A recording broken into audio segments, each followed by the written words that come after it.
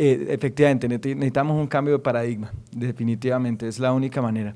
Yo hoy me he solazado mucho porque tengo aquí a mis maestros. Sandra, les debo aquí comentar, fue mi jefe durante mucho tiempo y yo para cerrar es una perla.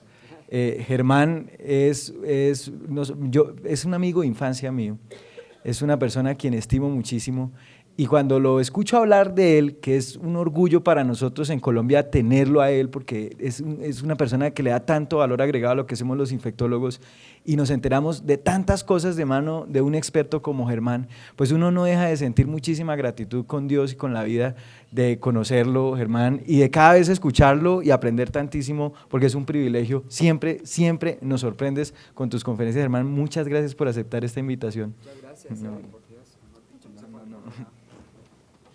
Muy buenas tardes, para mí es un gusto estar con ustedes, gracias al doctor Edwin Silva por esa presentación y nos están calculando la edad de Edwin, o sea que por favor no vuelva a hacer ese comentario de la infancia, por favor. Vamos a hablar entonces del impacto de las pruebas diagnósticas rápidas en stewardship de antimicrobianos. Y entonces los objetivos de esta charla van a ser revisar los principios, alcances, ventajas y limitaciones de las técnicas rápidas en microbiología. Vamos a discutir estrategias de aplicabilidad de estos métodos en escenarios clínicos específicos, como les voy a mostrar. Entonces, ¿cuál es el impacto de las pruebas microbiológicas en los programas de antimicrobial stewardship? Esto sí pasa. Toca con esto. Entonces, tenemos identificación de microorganismos, que es fundamental, saber de quién estamos hablando y cómo lo podríamos abordar. Generación de pruebas de susceptibilidad para hacer ya toda esta terapia dirigida a esos pacientes que están infectados. La colección de datos para protocolizar antibióticos, entonces guías ajustadas por la epidemiología local, que es uno de los pilares del antimicrobial stewardship. Usted una guía clínica basada en esa epidemiología y puede entonces escoger los antibióticos empíricos con una menor tasa o probabilidad de falla. Y estudios de brotes o portadores, que también es importante. Mirar entonces la parte epidemiológica, qué es lo que ocurre allí en esos pacientes que tienen o son portadores de bacterias multiresistentes. ¿Cuáles son entonces las limitaciones de la microbiología tradicional en infecciones severas? Por ejemplo, pacientes en cuidado intensivo. Tenemos una muestra, hacemos un cultivo primario, hacemos pruebas bioquímicas, que esto me parece que todavía algunos hospitales lo usan. Antibiogramas manuales, por ejemplo, en este caso Kirby-Bauer. Pero el resultado final de la identificación del antibiograma se puede demorar hasta 4 días. En el escenario de un paciente que está en la unidad de cuidado intensivo, definitivamente esta información no es útil. Los automatizados optimizan la oportunidad de la identificación y la susceptibilidad. Entonces, nuevamente, tenemos una muestra, hacemos un cultivo, montamos un automatizado, pongo el ejemplo de Byte, que es uno de los más rápidos que tenemos en el mercado, hacemos la identificación, hacemos la susceptibilidad, y el resultado final de la identificación con antibiograma estaría tardando entre 36 a 48 horas. Entonces logramos reducir el tiempo, pero no lo suficiente que queremos para lograr hacer un abordaje adecuado de esos pacientes. El tiempo es oro en el paciente crítico. Hay muchísimas series de casos que les muestran a ustedes y estudios cómo cada hora que pasa y que se demora el paciente en recibir el antibiótico adecuado le aumenta la mortalidad. Eso ya lo tenemos todos muy claro en el escenario del paciente en shock. Pero esto otro también es impactante y es mirar si usted una vez le llega al cultivo a los 3 días, por ejemplo, de tratamiento y usted se da cuenta que la terapia empírica que había puesto no era la adecuada y se cambia al antibiótico que le dice el antibiograma que podría formular por la sensibilidad, aún así la mortalidad al paciente se le aumenta, el contrario a si usted lo hubiera hecho desde el inicio con el antibiótico empírico adecuado. Entonces es un dato que es bien impactante e importante de considerar. Este es un resumen de las pruebas fenotípicas y moleculares rápidas más empleadas en microbiología. Entonces hay métodos de detección sin amplificación y son dependientes del crecimiento de la bacteria. Usted necesita una colonia o necesita un hemocultivo positivo para poderlo montar. Ahí está el FISH, que les va a hablar un poquito. Estas técnicas que son basadas en partículas de oro, que no tenemos en Colombia, pero en los Estados Unidos hay muchos trabajos con ellas. Métodos de detección con amplificación, también dependientes del crecimiento de la bacteria. Aquí está el BDG-OM, el Expert que tenemos para meticilino resistente, el de las carbapenemasas y los paneles de film array, por ejemplo, que hacen este tipo de multiplex PCR, pero que necesitan, digamos en el caso de los hemocultivos, un hemocultivo positivo con una concentración de microorganismos. Y los métodos de detección directa en muestras como sangre, por ejemplo, independiente del crecimiento, sangre total. Se toma una muestra de sangre con EDTA y le hace la prueba. Está el Septifaz, que es uno de los más empleados, pero hay otros, y sobre todo este T2 de Cándida está tomando mucha fuerza en los Estados Unidos porque ha sido recientemente aprobado por la FDA para buscar Cándida directamente en sangre total. Entonces, en la línea de tiempo del resultado de un paciente que tenga bacteremia y unos hemocultivos positivos, esto es lo que eventualmente se tarda entonces el laboratorio en dar un resultado. Aquí usted lo puede impactar utilizando esos métodos directos sobre sangre total y aquí lo podría impactar con estas pruebas una vez pita el hemocultivo positivo, que dependerá de dónde está la bacteria, el tipo de botella, etcétera, pero que creemos que puede ser por encima de las 6 a 24, 36 horas. Allí usted podría entonces aplicar pruebas rápidas, hacer un ajuste del tratamiento del paciente y hacer stewardship de escalar si es posible el tratamiento. El Septifaz de Roche, entonces como ustedes lo conocen, tiene todos esos microorganismos que podría detectar en sangre total, creando esa serie de curvas específicas para cada uno de ellos. Se busca obtener identificación de los microorganismos en sangre total sin hemocultivar al paciente. Entonces se toma de 1 a 3 mililitros de sangre con un tubo con EDTA, en un tubo lila. Pero ¿cuáles son los problemas? La sensibilidad es muy bajita, 60-70% nada más. No todos los patógenos de importancia clínica son detectables o están en el panel y no detecta genes de resistencia. Sobre todo el tema de la sensibilidad es lo que ha hecho que muchos hospitales hayan dejado de utilizar Septifaz porque el paciente, si le da negativo a usted esa prueba, probablemente no le excluye que el paciente tenga una verdadera bacteremia. Las coloraciones inteligentes entonces también hacen parte del diagnóstico sindrómico. Este método del FISH es rápido, de identificación de microorganismos en botellas de hemocultivos positivos a partir de esta tecnología de hibridización. Entonces, hay hibridización in situ con péptidos fluorescentes de ácidos nucleicos y se llama PNA-FISH. Cuando usted la mira al microscopio de fluorescencia, las bacterias van a tomar un color diferente dependiendo de la especie que usted está buscando allí. Ahí están los péptidos fluorescentes, son cadenas cortas de péptidos similares al DNA, pero que no tienen carga eléctrica, no contienen azúcar fosfato, ahí lo tienen en la foto, tienen las mismas bases del ADN. Y entonces en esta prueba lo que se hace es que se pone en contacto la bacteria fijada a esa lámina, se pone la prueba, hay hibridización, más o menos ocurre el proceso en 1 hora y media, 2 horas, y entonces, dependiendo del microorganismo y el match perfecto que haya entre la secuencia de nucleótidos y la secuencia del microorganismo, se presentará el cambio de color y la detección por fluorescencia. Ahí está como el procesamiento de la muestra, se prepara la lámina, se aplica el reactivo, se lleva a cabo la hibridización que demora 30 minutos, luego se lleva unos lavados en el equipo y luego se lleva a examinarlo en el microscopio y más o menos el tiempo de respuesta sería alrededor de 90 minutos. A partir de un hemocultivo positivo, usted podría allá detectar entonces las bacterias que están presentes. PROS del PNA-FISH permite una identificación rápida de patógenos directamente en las botellas positivas de hemocultivos. Resultados en 1.5 horas para gram positivos, gram negativos y algunas especies de cándida. Sensibilidad y especificidad bastante buena, alrededor del 96%. Puede facilitar una escogencia adecuada de la terapia empírica o un ajuste posterior, obviamente con stewardship, al resultado de la prueba. Pero ¿cuáles son las limitaciones? Entonces, con la excepción de meticilino resistente, que allá hay una prueba específica para esa bacteria, este método no busca marcadores de resistencia, por lo cual se necesita un análisis minucioso de la epidemiología local para seleccionar la terapia empírica. El número de targets es muy bajito, solo 3, 4 especies, entonces las demás, ¿qué podría pasar en ese paciente? Requiere su microscopio de fluorescencia, el costo es superior a una coloración de Gram, ¿sí? No hay automatización y si los hemocultivos se le contaminaron o si tiene problemas, porque igual se los va a detectar, la prueba le va a dar obviamente un falso positivo y usted allí va a tener problemas en la interpretación. Ahora, esto sí está masivamente siendo empleado por los laboratorios y es la identificación de las bacterias por espectrometría de masas o proteómica usando MALDI-TOF, en la cual se utiliza entonces un cultivo ya crecido con las bacterias problema, se coloca en una placa, se adiciona ácido fórmico, ¿sí? Y se coloca en un equipo en el cual un rayo de láser va a hacer que esas partículas de la bacteria se ionicen, vuelen aquí hasta el detector y luego el tiempo de vuelo en que tardan de llegar desde acá hasta el detector se va a leer en este equipo como unos picos específicos para los microorganismos y le van a decir cuál es la bacteria que se encuentra allí presente. Entonces, uno tiene una muestra, tiene un cultivo primario, le hace MALDI-TOF, la identificación entonces le va a dar en menos de 1 hora, inclusive en minutos, y la procesa inmediatamente. El reporte sería preliminar de la identificación para la toma de una conducta terapéutica o epidemiológica adecuada. De todas maneras, hay que montar la tarjeta o el panel automatizado, el antibiograma completo, para tener un reporte final con todos los antibióticos, con las susceptibilidades. Entonces ahí usted estaría reduciendo el tiempo de respuesta a 24 a 36 horas aproximadamente.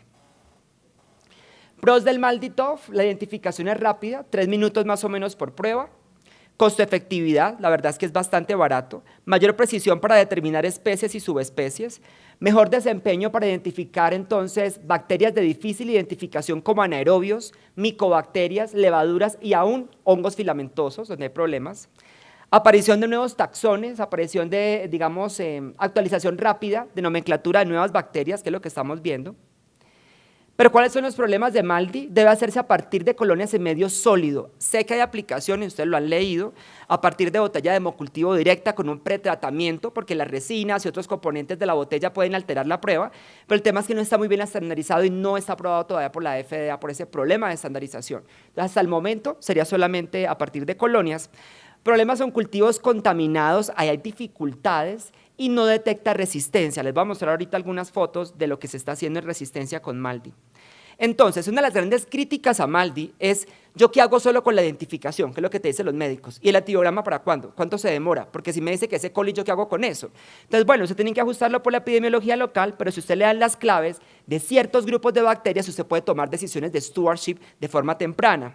Por ejemplo, en el caso de AMSES, como Aeromonas, Morganella, Proteus vulgaris, Providencia, Pantovea, Citrobacter, Enterobacter y Serratia, recuerde que solo con saber la identificación usted inmediatamente lleva a su cabeza que tiene la capacidad de hidrolizar cefalosporinas de primera, segunda, tercera, inhibidores de betalactamasas como Piptazo, Ampisulbactam y el Astreonam. Que además la opción terapéutica podría ser cefepime, podría ser un carbapenem, podría ser una quinolona, eso depende de lo que usted tenga en su hospital y de la epidemiología local. Recordar que Proteus, Morganella y Providencia, Serratia, son intrínsecamente resistentes a la colistina. Entonces, si usted ya colocó colistina y su bacteria le dicen que es un Proteus, hay que quitarla, pues está sobrando inmediatamente. Y en el caso de Proteus, Providencia y Morganella, son intrínsecamente resistentes a la tigecyclina. Nuevamente, si usted la puso, tendrá que quitarla, porque está perdiendo el tiempo con ese antibiótico. Entonces, saber la identificación acá sí le sirve bastante. Con Acinetobacter aún más. Entonces, produce un AMC, por lo cual si usted a ese paciente le puso Piptazo, Amoxiclav, Astreonam o cefalosporinas, allí ya hay terapia empírica inadecuada, tocaría ajustarla de forma muy temprana. Recuerden que Acinetobacter posee una carbapenemasa cromosomal conocida como OXA51 que puede hidrolizar los carbapenems en grado variable, por lo cual la recomendación de muchos expertos es aísle a todos los pacientes con Acinetobacter, aun si todavía son sensibles a los carbapenems, y además que la severidad de la infección, la diseminación además, estará supeditada a la especie. Porque es que uno de los puntos con los automatizados convencionales, Vitek, Micros, Canophoenix, es que te dicen Acinetobacter baumannii complex, pero en el complex están cualquiera de estos, y se sabe que baumannii, el verdadero baumannii es el más peligroso, y los demás podrían tener menor impacto en resistencia y en mortalidad de los pacientes. Bien. En el caso, por ejemplo, acá, esta se duplicó, en el caso de Staphylococcus pseudointermedius, por ejemplo, ¿cuáles son los puntos clave? Este Staphylococcus pseudointermedius es un estafilococo coagulasa positivo, habita en la piel de perros y gatos y puede causar infecciones en humanos zoonóticas, principalmente en piel, tejido blando, hueso y algunas veces neumonías y bacteremias. Se puede confundir fenotípica y bioquímicamente con Staphylo aureus porque es absolutamente idéntico, ¿sí? Y se han reportado falsos sensibles a los betalactámicos, llevando a los pacientes a fallas terapéuticas cuando usted aplica los puntos de corte de aureus para esta bacteria, por lo cual identificarla es fundamental. En Staphylo pseudointermedius, el método de cefoxitin no funciona y debe recurrirse al tamizaje con un disco de oxa de 1 microgramo, que aquí volvimos al pasado otra vez con ese tema, o una mic de oxa menor de 0,25 para poderle dar a ese paciente betalactámico. Entonces, Malditoff en la detección de carbapenemasa, esta es una diapositiva de Rafa Cantón, lo que muestra es aquí el ertapenem solo, aquí el ertapenem con una E. coli absolutamente sensible, miren los picos allí del ertapenem con una Klebsiella productora de enzima K1, no le pasa nada, pero ya aquí ertapenem con carbapenemasa se pierde ese pico aquí en la detección del espectro de la gráfica, por lo cual estaría indicando la presencia de la enzima. Entonces usted lo que hace es colocar incubar el antibiótico con la bacteria y luego lo pasa por el MALDI. ¿Cuál es el lío? Es muy variable dependiendo del tipo de carbapenemasa, porque las KPC son muy hidrolíticas, supremamente potentes, con las NDM le va muy mal, con las BIM le va pésimo, con las OXA nunca lo va a lograr, con las OXA 48. Exacto, por lo cual entonces la incubación, ¿cuánto tiempo sería? ¿1 hora? ¿2 horas? No está estandarizada, por lo cual los expertos no lo recomiendan. ¿Qué pasa con el GeneXpert? Que ya sabemos todos que funciona muy bien con tuberculosis, hay muchísima experiencia con GeneXpert, pero también tenemos las pruebas para meticilino resistente, que están aprobadas por la FDA para hacer directamente de la botella de los hemocultivos, positivos con cocos gram positivos en los clústeres, se coloca entonces el inóculo en los cartuchos y se pasa por el instrumento. Y ya hay trabajos que le muestran a usted, antimicrobial stewardship, utilizando este GeneXpert, que le muestran entonces que antes de implementarlo en esos pacientes con bacteremia, yo sé que el N es chiquito, pero antes de implementarlo, el cambio de vancomicina, betalactámico, era muy escaso, pero una vez que se hizo la implementación, más del 60% de los pacientes que tenían estafilococos sensibles a la oxacilina fueron cambiados de banco a cefazolina, que lo ideal, ustedes saben, evitar el uso de vancomicina en estafilos sensibles a la oxa. Es lo ideal porque les aumenta la mortalidad y eso ya está reportado. En la detección de carbapenemasas, entonces, tenemos varias opciones, que como lo decía la doctora Lucía y el doctor Cortés, tenemos una diseminación gigantesca, ¿sí? Estas pruebas fenotípicas, entonces, son lentas, requieren incubación de 18 a 24 horas, como el HOTS, que lo vamos a sacar de la CLSI porque ya definitivamente no funciona. Este nuevo que sacamos para el año entrante, que es el test de inactivación, pero también demora 18 horas. Métodos colorimétricos, que son más rápidos, pero también requieren 24 horas de incubación para tener las colonias listas. Métodos con inhibidores, de incubación de toda la noche, y los métodos moleculares también, como el XpertCarba y el FilmArray. Entonces, Aura Lucía hizo una cosa espectacular que fue abrirle paso a esta diapositiva. ¿Qué pasa cuando hay más de una carbapenemasa en el microorganismo? Que es lo que ella decía, las coproducciones. Las pruebas fenotípicas no dan. Eso no da, y usted no sabe qué es lo que está detrás. La bacteria le da resistente y usted no sabe qué es lo que tiene. Cuando usted va a mirar, por ejemplo, cuando hay KP6 BIM, entonces el disco de meropenem le da resistente. Si le adiciona DTA le da igual, no hay cambio. Si le adiciona borónico, tampoco no hay cambio. Pero este disco que tiene DTA con borónico sí abre un boquete aquí mostrando que están las dos enzimas presentes. Y que si usted hace la prueba convencional de sinergia, nunca lo va a encontrar, que es una de las dificultades. Entonces, esta coproducción o este tipo de fenómenos puede pasar por una ble con carbapenemasa, generalmente, por una ble con impermeabilidad, por más de un tipo distinto de carbapenemasa. Entonces los efectos con los inhibidores se superponen y puede ganar la enzima más hidrolítica o la que se produzca mayor cantidad. Requiere test como Rapide-Carba o pruebas moleculares definitivamente para diferenciarlas. Tiene un alto impacto en la terapia combinada, porque si usted sabe que la bacteria tiene, además de la KPC, una metalo, ¿por qué no adicionarle la combinación Astreonam? Es una cosa interesante a considerar. Y la recomendación siempre va a ser probar los dos inhibidores, EDTA y borónico, idealmente por método de doble disco combinado, y yo sí creo que biología molecular en un momento dado nos tocará hacerle a todo y hacer diagnóstico de precisión. Este GeneXpert-Carba, entonces, en este cartucho permite la detección de KPC, NDM, BIM, el grupo de las OXA 48 y las IMP. Y la muestra sería frotis rectal en el caso de los pacientes que sean trasladados entre instituciones y que usted le vaya a buscar allí portadores de carbapenemasas o de la cepa bacteriana, y usted en 48 minutos ya sabe molecularmente qué es lo que tiene la bacteria. Entonces es una prueba bastante interesante.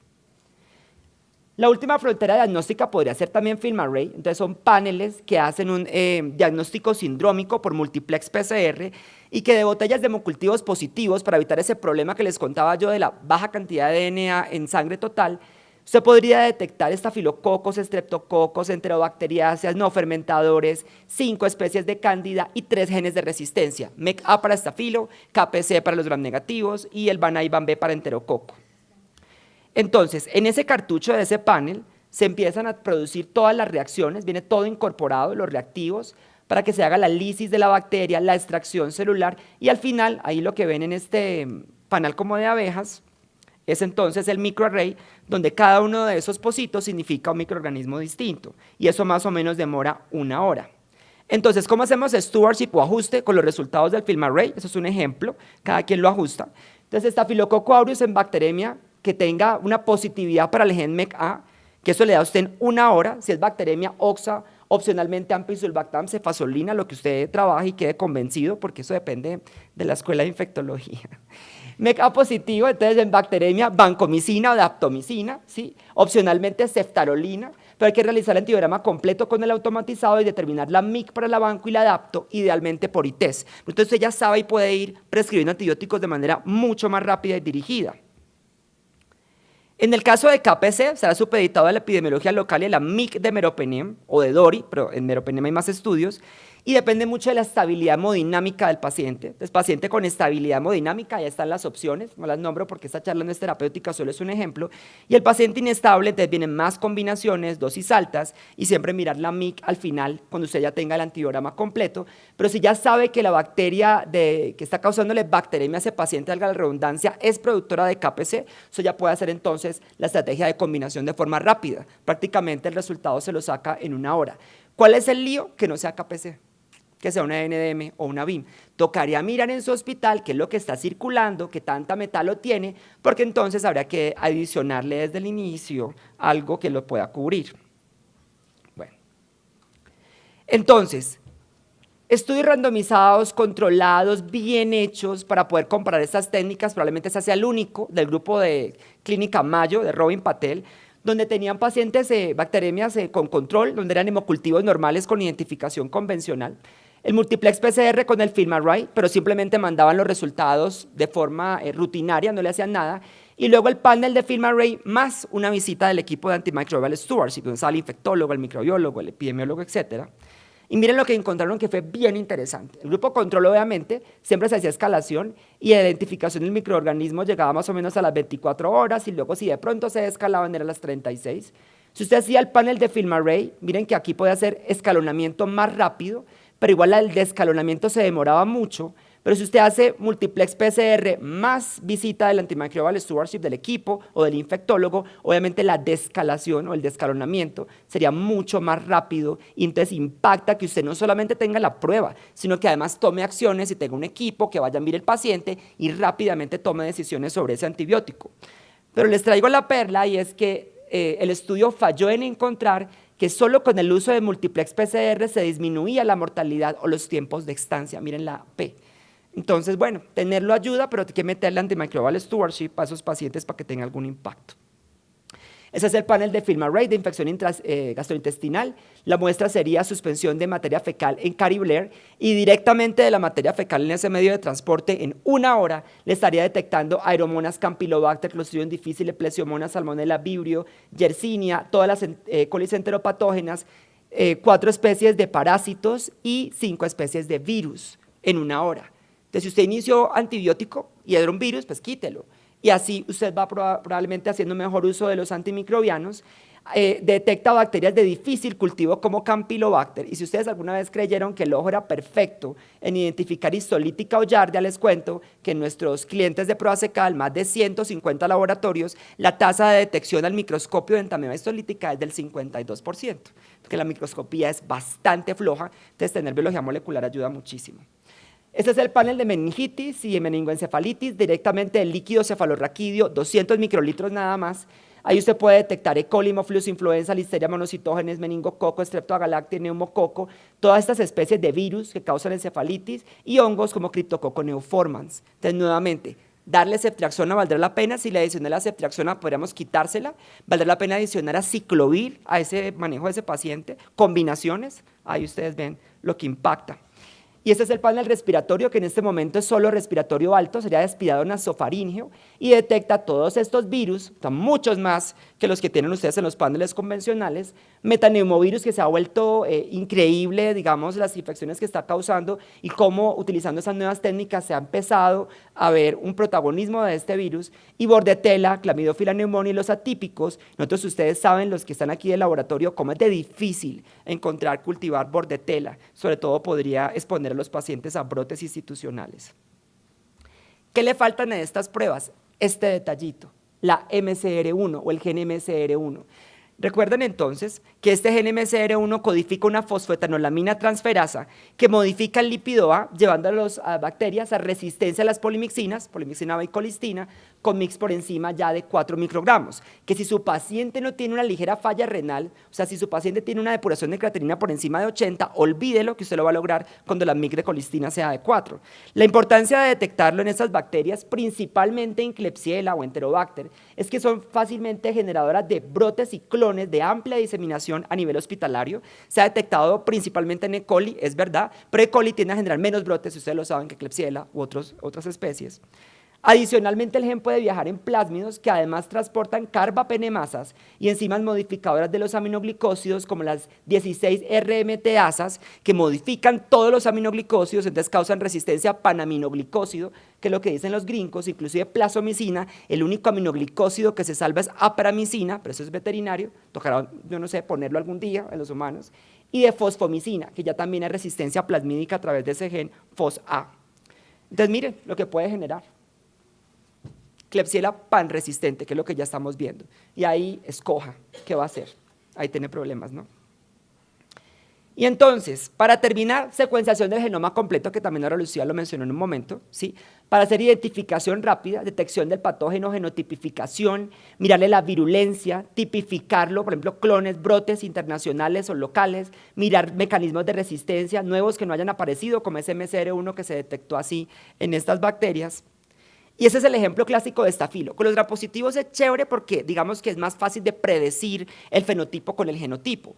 Entonces, con secuenciación del genoma completo se puede detectar mecanismos de resistencia bacteriana como el BLAZ de las penicilinas, los MEC de OXA, estos mecanismos de resistencia que generan mix elevadas para la vancomicina, entonces eso es visa y heterovisa, cuando hay mutaciones aquí usted lo puede detectar con secuenciación del genoma completo, cambios en la polaridad de la membrana para daptomicina, recuerde que daptomicina tiene problemas si usted da dosis bajitas, si no le hace antibiograma porque le puede seleccionar resistencia durante el tratamiento, y también para la inesolit.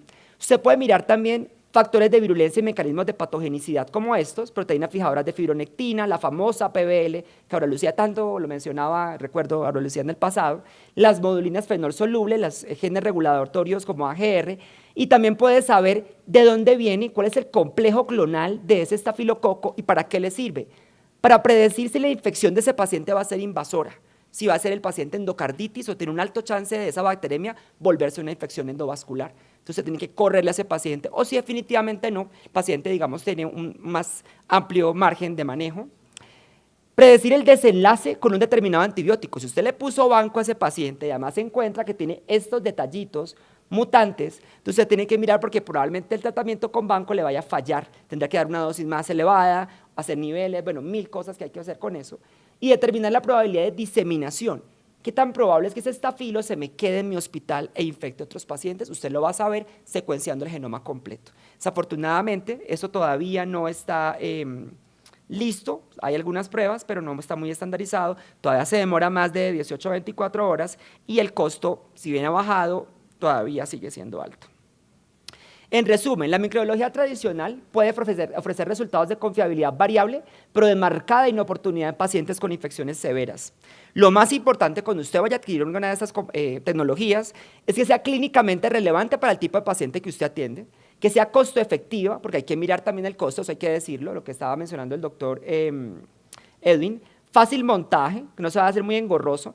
Y esto es crítico, fácil comunicación e interpretación, que es lo que ha pasado y se le dio hace poco una carta al editor del Journal of Clinical Microbiology donde decía, muy bonito tener el equipo, pero los médicos no tienen ni idea de qué es lo que dice y no están haciendo nada con eso. Si no hay comunicación, no hay stewardship. Entonces es muy importante la comunicación y la interpretación. Que en la UCI tengan una guía que le diga que si el FilmArray le dice que es MEC A positivo, cuál es la primera opción, cuál es la segunda opción por toxicidad o por falla, etcétera. Y la adaptabilidad, que entonces ese sistema se pueda ir actualizando en el tiempo. No tendrá sentido comprar uno muy caro e inflexible y que luego les quede obsoleto. Bueno, muchas gracias entonces.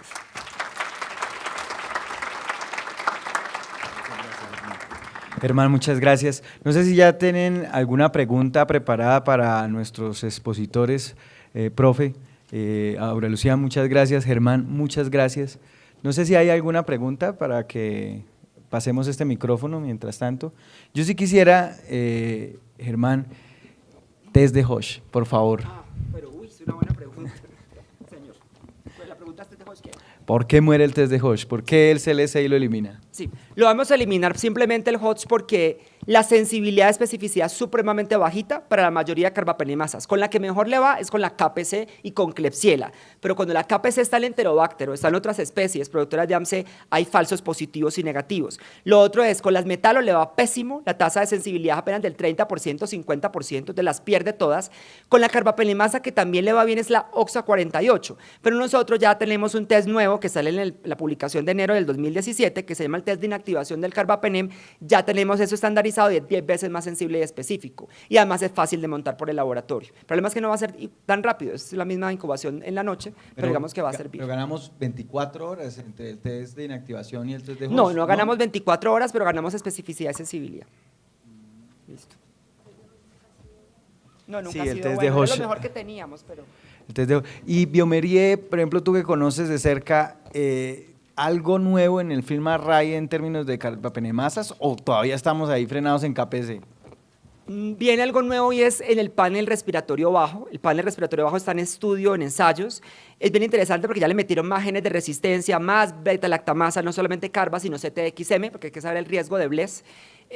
¿Cuál es el lío en pulmón cuando ya estás trabajando con neumonía? Ahí el lío es, tienes que hacer PCRs cuantitativas, porque allí entonces que cualquier cosa que detectes, entonces antibiótico para neumonía y puede prestarse para confusiones. Por eso es que no le ha ido tan bien y se está mirando la cuantificación de la carga del DNA en esas muestras respiratorias bajas. Ese ha sido el problema de estandarización, me imagino por eso se demoró más. Sí, de acuerdo.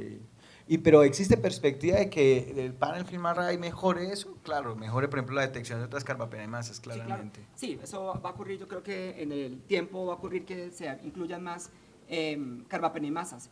El Berigin tiene más enzimas todavía, este panel que tiene partículas de oro, pero este panel la dificultad es que los targets y el número de especies es menor.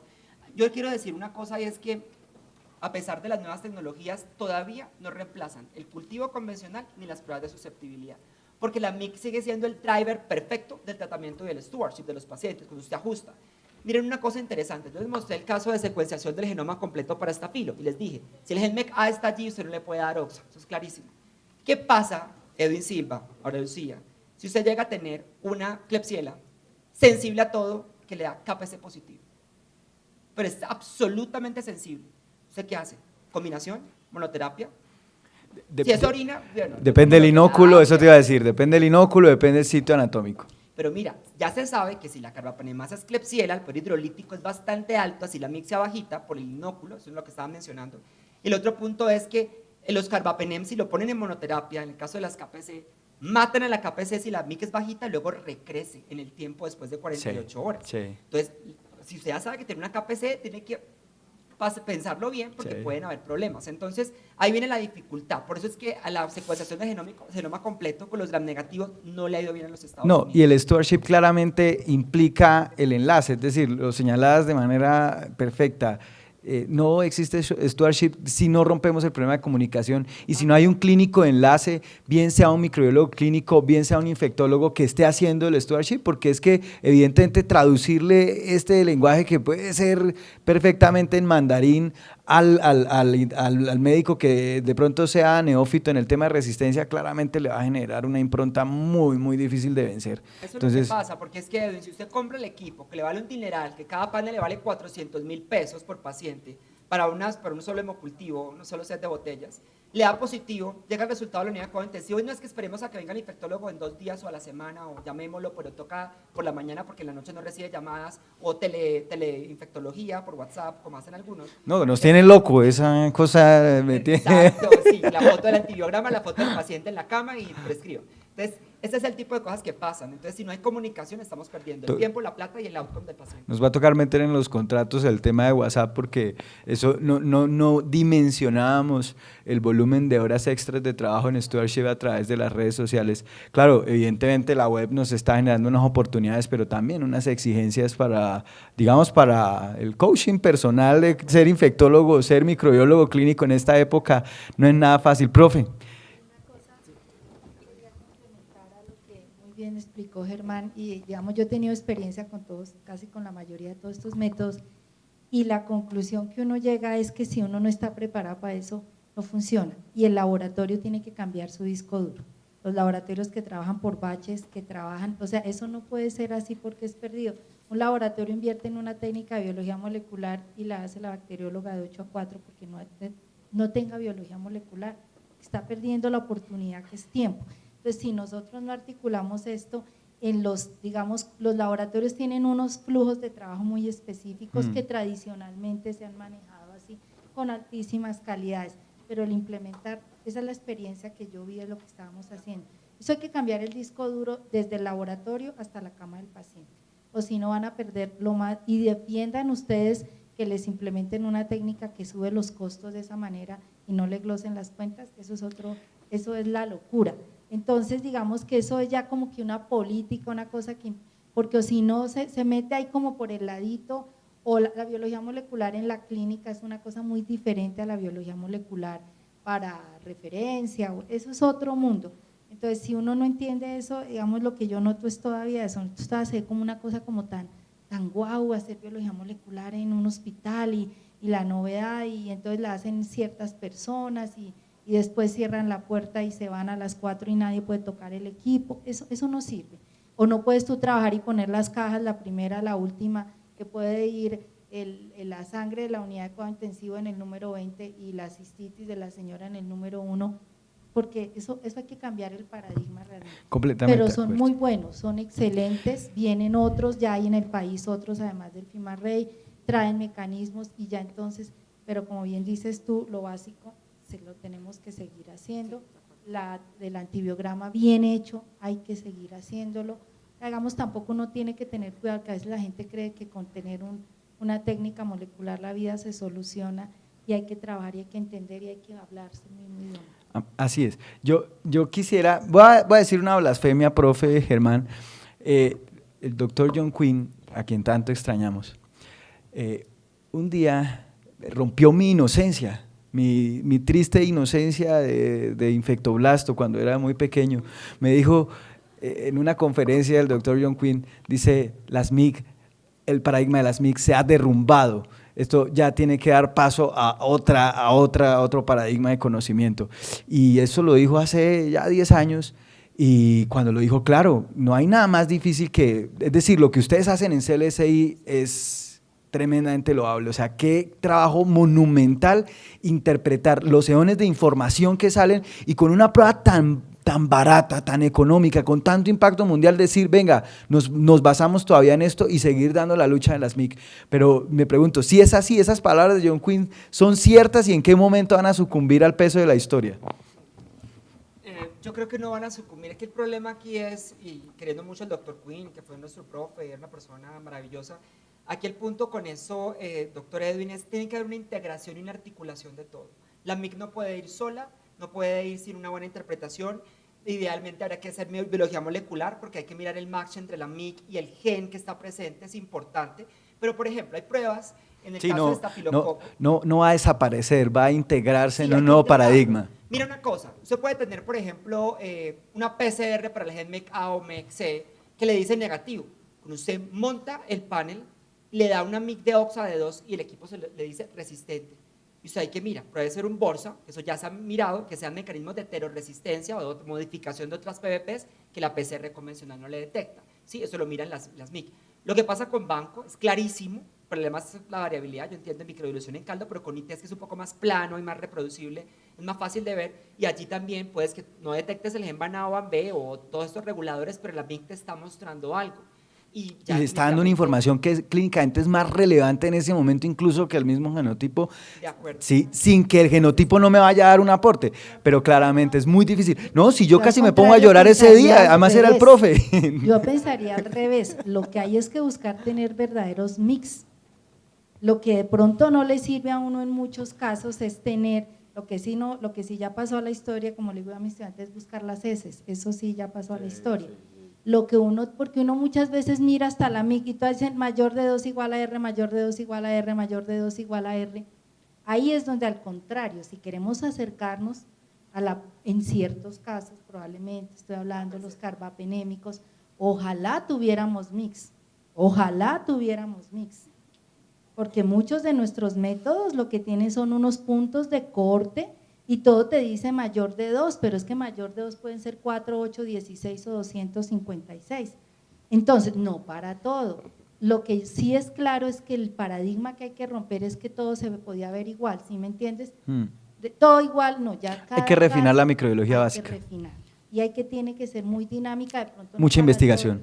todo, y muy cercano a la cama del paciente. El paradigma que se está rompiendo es ese, ¿no? El laboratorio era allá y el paciente era acá y tú estabas yendo a saludar a la bacterióloga y de paso quedarte con el antibiograma. Saludarle, Ese a es el conquistarla paradigma. tamén, ¿no? Por supuesto. Algunos infectólogos. No, eso es el No, paradigma el doctor no está cambió. casado. Y ojalá uno en ciertos casos para acercarse más a esa mi clínica que tanto necesita. De lo que está diciendo la profesora Lucía es completamente cierto. Mira que en algunos países como Brasil, tú vas y la gente los carbapenem lo hacen por e-test, porque el equipo te dice mayor o igual a 4. Claro, Y entonces, si es claro, 8, podría funcionar si es KPC combinado, si es Tú 16 lo que no también. puedes es hacer, lo vuelvo y digo, todo igual, hago aquí, pongo aquí, pum, le pongo tal, hombre, esto es de la UCI, lo priorizo.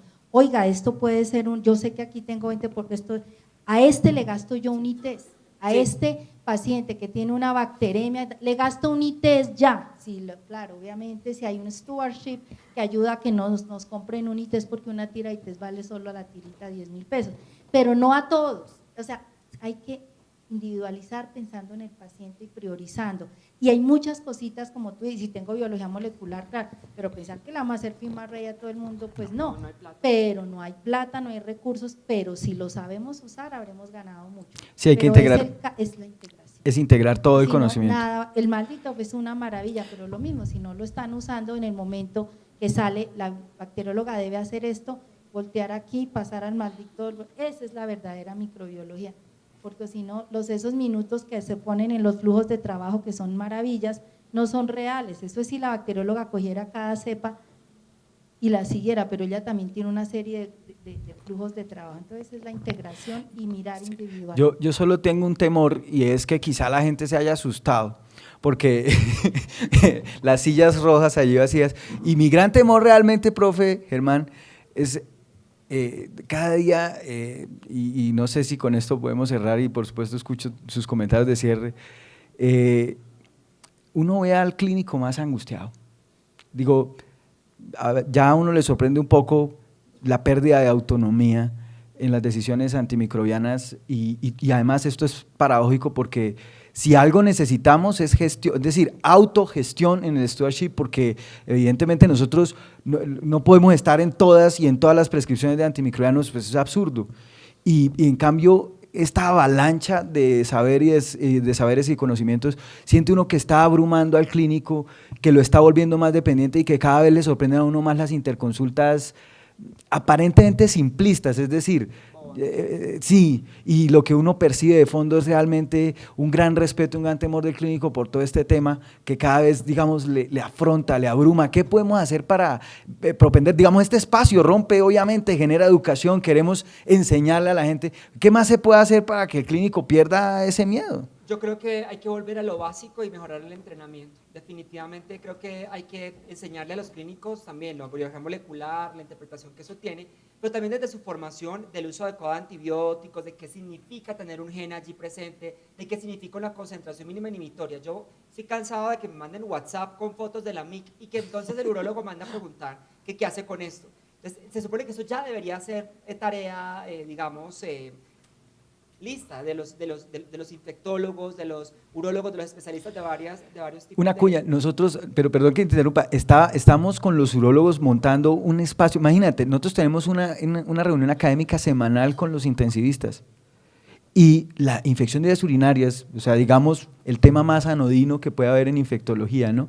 Se nos ha convertido en un tema de una complejidad académica que estamos para el año entrante cuadrando y perfilando un espacio académico continuado con los urólogos, porque los urólogos han identificado precisamente eso, y claro, y nosotros hemos identificado la necesidad de darle herramientas académicas a los urólogos. Es más, digamos que nosotros necesitamos, de hecho, los infectólogos entender la topografía del síndrome, ellos necesitan entender la microbiología del tema, y es ese diálogo de saberes, y evidentemente nosotros necesitamos, la capacidad que podamos tener para educar a la gente se nos queda corta. Por eso yo, de paso, y antes de darle el comentario, decirle a la profe, agradezco a la Asociación Colombiana de Infectología, y agradezco a nuestros patrocinadores patrocinadores, porque esto queda un registro, queda un legado, y sabemos que este valioso contenido académico que ustedes nos han regalado hoy va a quedar allá disponible para todos ustedes. Profe. Yo creo, estoy de acuerdo plenamente con usted. Pienso que es que uno también es víctima de sus propios inventos en cierta medida. Entonces, cuando comienza todo este boom de la resistencia, lo comenzamos a ver de pronto desde el punto de vista interés molecular, valiosísimo. Entonces vino todo el problema que antiguamente, yo tengo varios amigos clínicos, me dicen, pues yo antes formulaba antibióticos sin problema, ¿y qué pasó ahora que se volvió? Entonces, no sé hasta qué punto todo este boom de la introducción de la biología molecular, mecanismos, satanizó un poco el tema, que entonces al clínico ya le da miedo formular una ampicilina sulbactam, porque no va a decir al diablo que quién sabe qué mecanismos, y tenemos entonces al infectólogo, y esa no es la idea. Yo pienso que también uno tiene que reconocer un poco con qué criterios o con qué visión fue que comenzó a llegar toda esta parte de la infectología, de la asesoría, y entonces ahora de pronto tú dices, pero ¿en qué momento me estoy enloqueciendo con cosas que seguramente no habría necesidad de que tú la vieras, porque sería muy bueno, pero es que eres único, entonces te priorizas de otra manera diferente, ¿no? Entonces pienso que desde la academia hay que comenzar a, como cualquier otro tema, ¿no? Lo que pasa es que todavía estamos con el miedo y quedamos con la idea de que esto solo lo saben los que saben mucho, y eso no es cierto. No necesitamos saber hacer una PCR para entender que si expresa esto, clínicamente se ve esto, ¿no? Entonces, creo que ahí sí también nosotros todos nos podemos dar un poco de, hay que volverlo de esta vida real, y eso es la famosa medicina translacional. Eso está pasando en oncología, ahora uno mira un diagnóstico de un linfoma y son 5 renglones, porque son todos los marcadores, todos los no sé qué. Entonces, es simplemente creo que darnos un poquito también y reestructurar un poquito y acercarlo dentro de lo que cabe. No se tiene que ser un biólogo molecular para entender eso, pero tampoco decir, me nombran una PCR, yo eso ni lo leo y se lo paso al doctor Edwin. No, yo creo que hemos ahí pecado también, porque así es la historia y así todos cometemos poemas y pecados. Entonces creo que tenemos que acercarnos nuevamente a nuestros colegas, porque así no hay es, de otra. Así es. Muchas gracias a ustedes, des un fuerte aplauso por habernos soportado en esta mañana. Muchas gracias, queda allí todo disponible para ustedes, es para ustedes.